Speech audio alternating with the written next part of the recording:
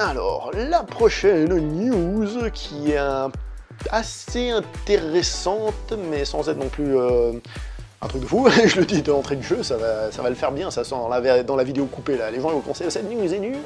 Donc bref, je disais donc, on le sait tous, Skyscrapers de Dwayne Johnson, on est plus ou moins tous d'accord, en règle générale, pour dire que c'est pas le film du siècle.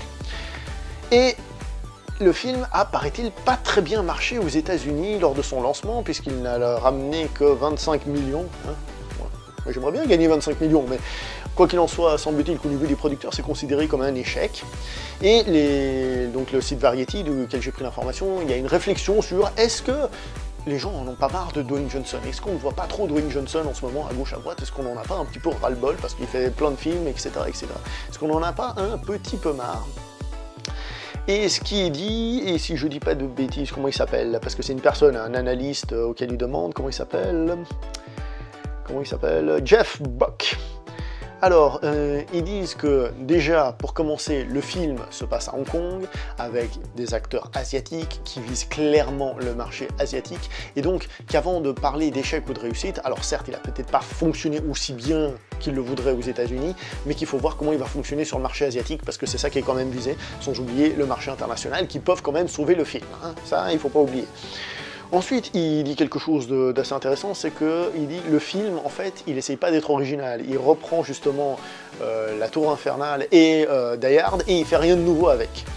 Le film était, comme j'ai dit dans la critique du film cette fois, comme j'ai dit dans la critique du film, il était très clair dans ses origines, où il allait chercher son inspiration, et la personne dit qu'en réalité, il n'y a pas d'originalité là-dessus. Et ensuite, il nous dit aussi quelque chose qui est assez intéressant. Il dit plutôt que de dire que les gens en ont marre de Dwayne Johnson, il faut plutôt se dire que c'est parce qu'il y a Dwayne Johnson que le film a quand même réussi à rapporter autant. Parce que s'il n'y avait pas Dwayne Johnson dans un film pareil, il n'aurait pas intéressé autant les gens. Et soyons honnêtes, si on regarde ce film, on enlève Dwayne Johnson de l'affiche, on te met je sais pas qui, est-ce que le film m'aurait forcément donné envie d'aller le voir comme ça?